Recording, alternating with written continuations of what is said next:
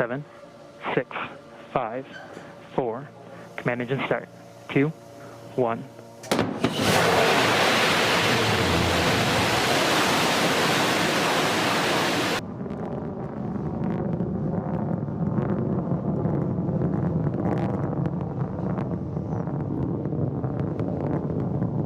You can follow along, obviously, with the altimeter at the base of the screen as well as the speedometer. They are gaining speed on their climb to space. We have confirmed max Q. This is when the aerodynamic stresses on the vehicle were at their maximum.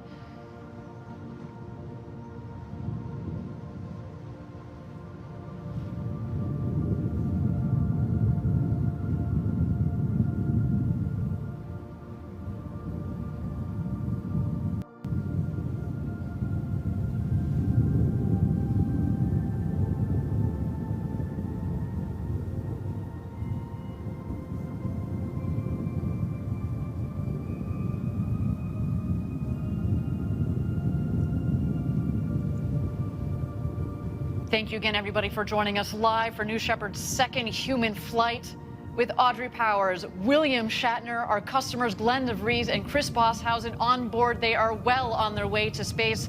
So far, a nominal flight, a clean burn on our Blue Engine 3. New Shepard giving them a beautiful flight to space this morning. The rocket is climbing towards an altitude. We're aiming just over the Kármán line, the internationally recognized line of space of 100 kilometers. That is about 328,000 feet. And a gorgeous view down the rocket. And now we've had main engine cut off. The BE-3 engine has shut off. And in just a moment, we're going to separate the capsule from the booster. And at that point, our astronauts will have the opportunity to get out of their harnesses and enjoy the beauties of zero G. Let's wait to listen.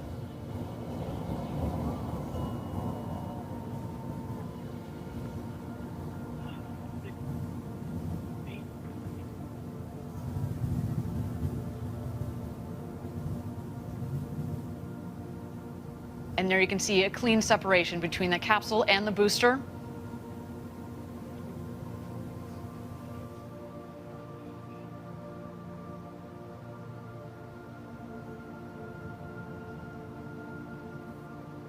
And there you can see the capsule from the top of the booster. They are continuing their ascent over the Kármán line. You'll know when they hit apogee, when the speed hits 0. And there they are, over 328,000 feet, over 100 kilometers. Welcome to space. The newest astronauts on board our crew capsule.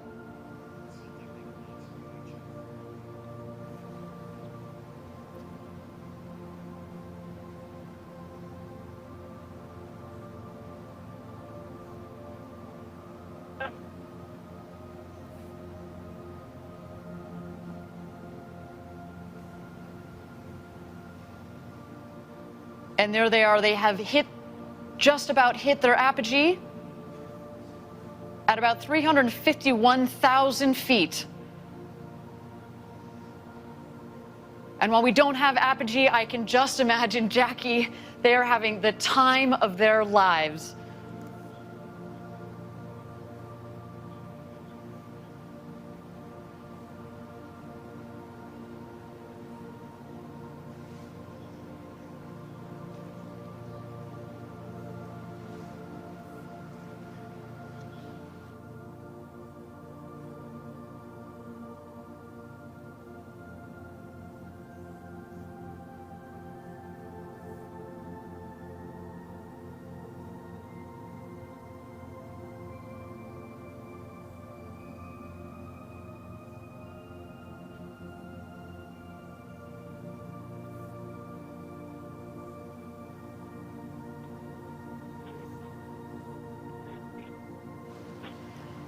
Thank you again, everybody, for joining us live from West Texas. So far, a nominal flight for our second human crew.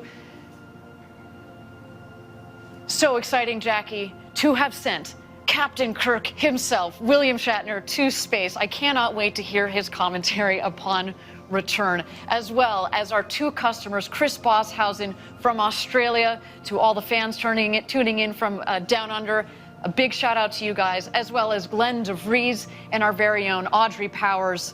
They are coming back home. The booster, of course, is going to beat the capsule back home. It is more aerodynamically shaped, of course, at the base of the capsule. It's kind of a blunt end, so it's less aerodynamic. What we're going to see coming up shortly is at the top of the rocket, we have the ring fin.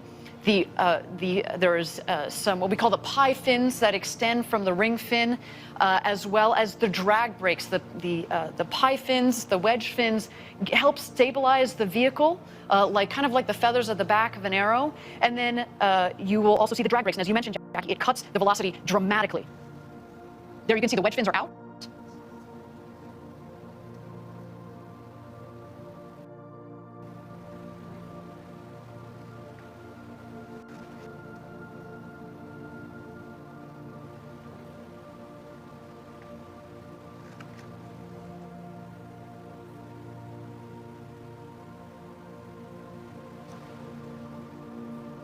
Here we see the descent. We are going to expect the BE-3 engine to relight just about 3,600 feet or about 1,200 meters above ground level. Let's wait for that now. The drag brakes have deployed. And here we come, New Shepard.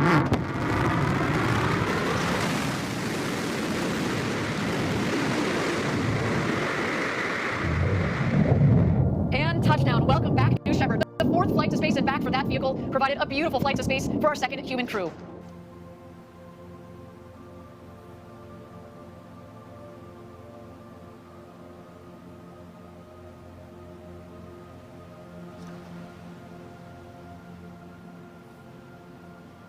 Here we see the descent. We are going to expect the BE-3 engine to relight just at about 3,600 feet or about 1,200 meters above ground level. Let's wait for that now. The drag brakes have deployed. And here we come, New Shepard.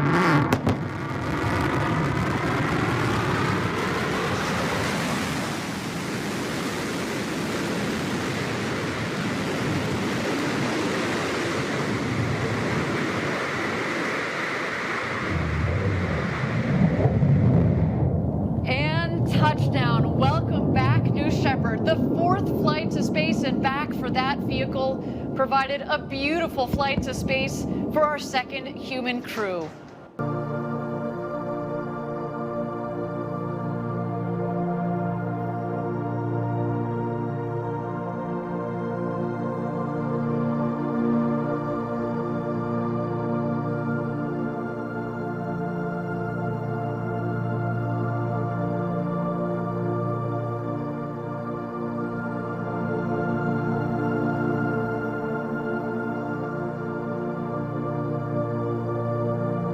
Everybody in the world needs to do this. Everybody in the world needs to see it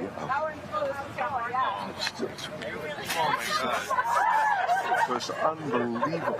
Unbelievable. I mean, you know, the little things of weightlessness. But to see the blue color whip by, and now you're staring into blackness. That's the thing. The covering of blue, this sheet, this blanket, this comforter of blue that we have around it. We think, oh, that's blue sky. And then suddenly you shoot through it all of a sudden, as though you whip off a sheet off you when you're asleep, and you're looking into blackness, into black ugliness. And you look down, and there's the blue down there, and the black up there, and it's just, there is Mother and Earth and comfort, and is there death? I don't know. Is that death? Is that the way death is? Whoop, and it's gone. Jesus. It was so moving to me. This experience has been something unbelievable. You see, yeah, you know, weightless, my stomach went up, and this is so weird, but not as weird as the covering of blue. This is what I never expected. Oh, it's one thing to say, oh, the sky and the thing and the fragile thing. It's all true. But what isn't true, what is unknown until you do it, is there's this pillow, there's this soft blue. Look at the beauty of that color. And it's so thin. and you're through it in an instant. It's what how thick is it? I mean, the atmosphere. Is it a mile? 2 No, miles? I mean, it depends on how you measure because it thins out, but maybe 50 miles. Not even. But you're going 2,000 miles an hour, so you're through 50 miles, whatever the mathematics Fast. are. Yeah, really You know, fast. it's like a beat, and suddenly you're through the blue. And then it's And you're into black. And you're into, it's mysterious and galaxies and things. But what you see is black. And what you see down there is light. And that's the difference. And not to have this, you have done something. I mean, whatever those other guys are doing, what isn't, I don't know about that. What you have given me, I hope I never recover from this. I hope that I can maintain what I feel now. I don't want to lose it. It's so much larger than me and life.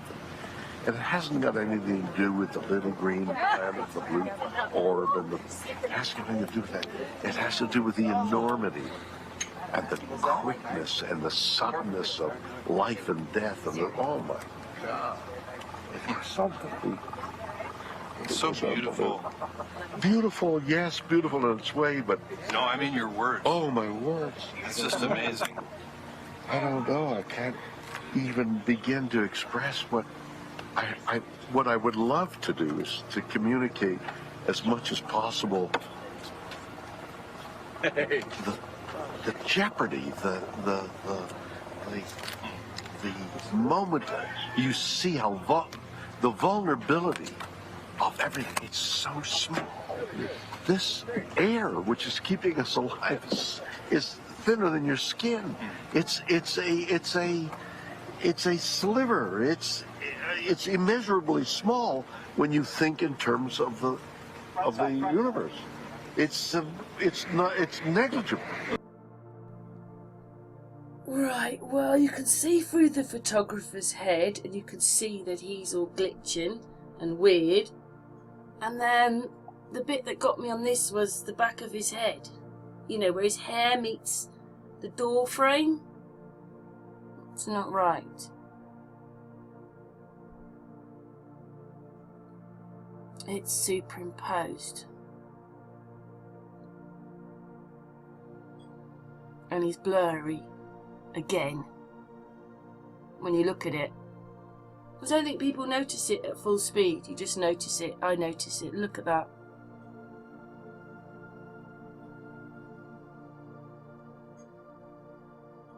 Look at it. Look at the left-hand side of his face and against the door. Look. You can see through to his skull. Look, it's got a black line on it.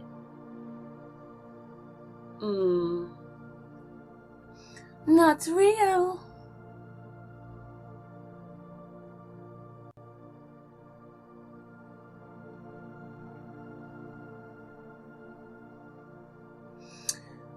Yes. It's got no emotion. I know that he talked emotion, but there's no emotion in his face. But there he was, as Captain Kirk. He even has the over the lips that he does in just a second. There you go, look. Anyway, on with the video. Right, we're looking at this thing coming down. I don't see any of this being real at all. Wow, the heat has gone up the side of the thing. Anyway, it's just really weird. Like, I do not understand when he landed that he didn't say, oh, there was this really tricky bit when the engines went on, because we went and then we sort of went into a trajectory down for the last bit. It moved around a lot up there like it was a firework. Yes, it is put in. It's all put in. Well, it's not real anyway, so yes. Blurry background. Look at that. What's all the blur? What? Coming down from the rocket? Yeah, okay. Thing, whatever it is. Yes, you don't really see anything. Because they're telling you that he's on this, and you see a few bits of film which has been made, and then you just hear him talking afterwards, so you don't even know that he's been. It's not like you've got millions of pictures of him sitting in the thing, getting ready to go, or watching them get on board, or anything like that. You're shown this, and you're shown talking to him as if he's been. But I say Thunderbirds are go. Better at doing it. Chi-ching, chi-ching, chi-ching, chi-ching, if you know what I mean with that. Well, and then on to William. Now, if we ever had any faith that maybe he knew the truth to do this, he obviously wanted the money. I'll do it. Well, anyway, so you can see that it's all weird. Yeah, it takes me just a couple of seconds to get it settled down because I don't know which bit to look at first. Look at his hands, look at his face. Like that man wouldn't know that he was talking to a glitchy person. I don't think so. You'd see him glitchy and say, William, you've not come down to normality. Your face is all glitchy from being up there. But anyway, you know, it's a load of rubbish. But there's a couple of things that I noticed in this video. William Shatner, on the left, is bigger than the person on the right. And the hands get bigger at times. They get big hands.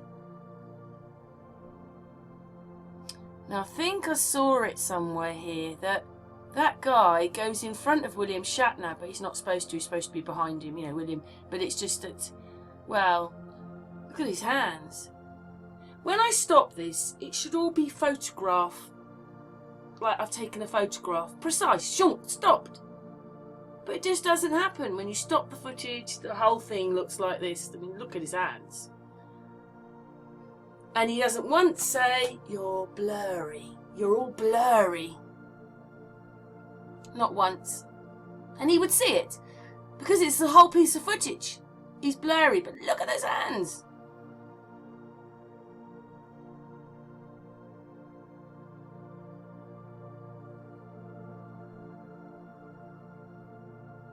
Ugh. I don't understand why, when you're playing at full speed, people just don't notice it, but look at it. Look at the different perspective the person in the right is to William Shatner, who's all blurry.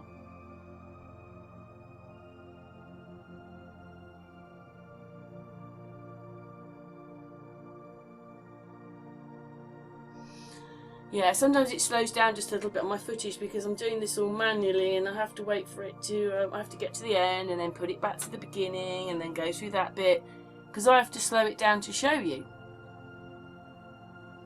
I mean, you don't really see William Shatner at all. You hear his voice, so everybody assumes that's him. Look at that. Just look at it all. It's horrible. Look at his face. He's got like a mask around it. Maybe he's got one of those things, you know, the little see-through masks. I don't know. Look at those hands. They always get stumps as fingers. Seen it in the Watts case, see it with the Politrix, and William has it. How can this be? He hasn't even stopped glitching yet. Being blurry. It's not quite glitching, but the blur. It's all a blur. Is that what going up in that thing does for you then? Makes it all a blur. Look at that. Just look at his hands.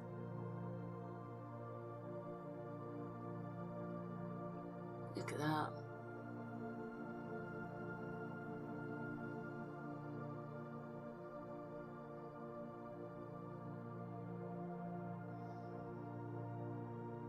Size of his hands. Look at that.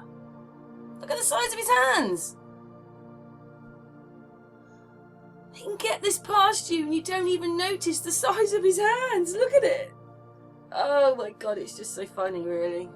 But it's not, because It's all to deceive us, and I don't like that. Why didn't you just stay out of things, William? No, they've bought you and your little bit of footage, haven't they? That 10 minutes they made of you, and then the rest of it's not real. I think that they think that they're so clever. They've got you anyway, most people. I saw it on the television.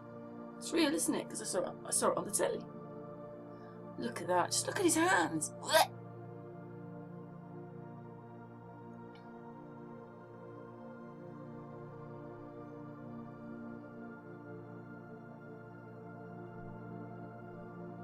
And look at the size of William Shatner to the other guy. He's bigger because he's superimposed in the footage. He's superimposed in the footage. You can see the line round his head.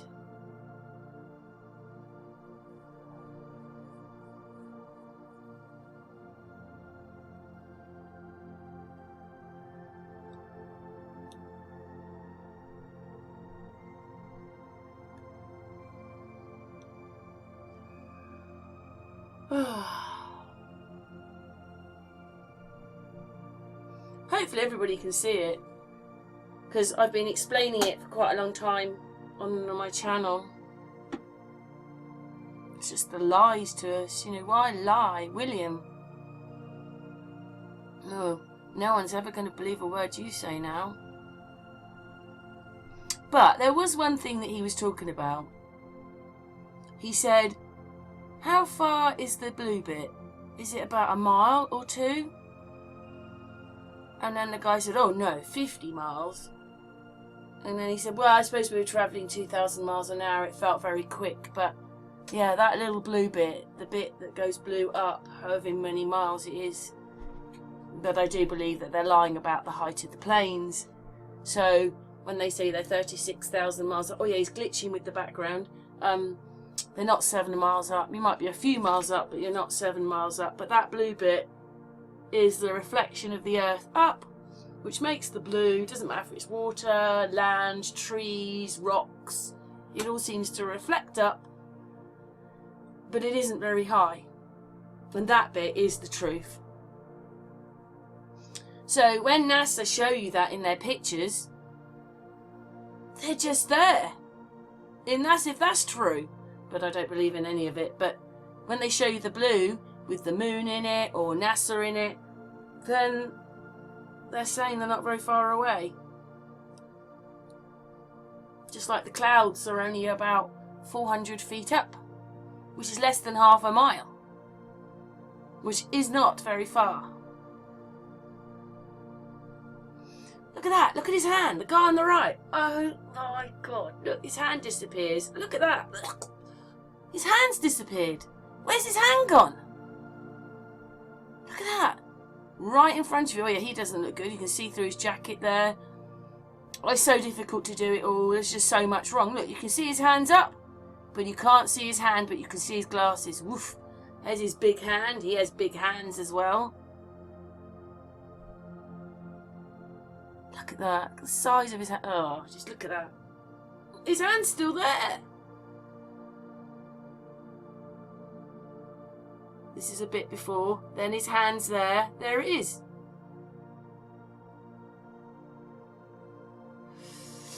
Oh, we've been going so long. Oh, I thought you stopped it. We've been going so long that the screen went down. The screen turned off. But look. Look at those fingers. Look. He's just blurry. You can't even see his lips and... Oh. See the square down his...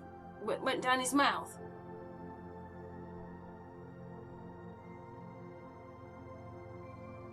Oh, just look at that. Just look at that.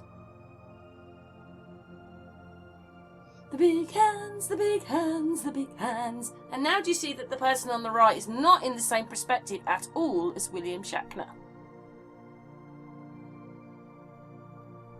The big hands, the big hands.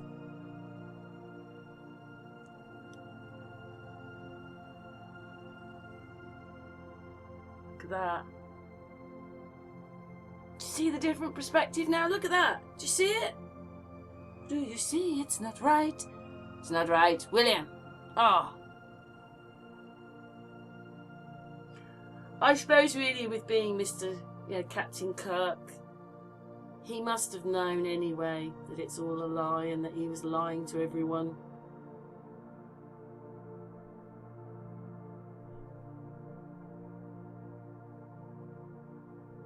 Maybe what they did, no, it's all a cartoon, sorry, the whole thing's a cartoon. All of it. The whole thing.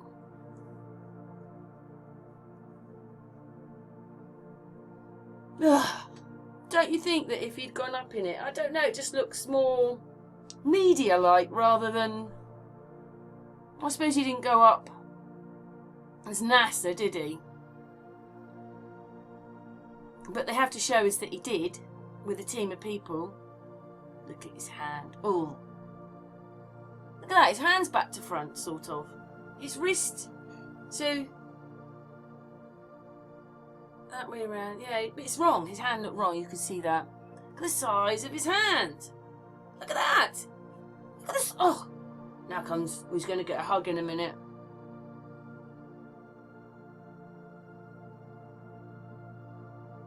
The hands. Anyway, it's all computer done. You still actually haven't seen William Shatner properly. You've seen a blur. Why is the background moving around like that? They're not really moving around, just a tiny bit, but on the spot. But the background's moving. Look at those hands. Oh, it's so annoying. When you go out, you look at things and it's real. None of this is real. None of it. That guy, just the smirk on his face, change that. Oh, it's the cuddle coming now. Oh, here we come. Oh, the embrace.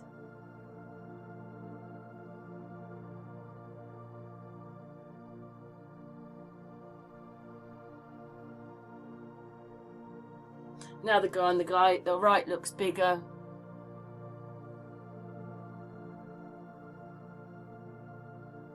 Yeah, well, look at his hand. Ooh, got a bit close there. Still, William Shatner is blurry. Look at that.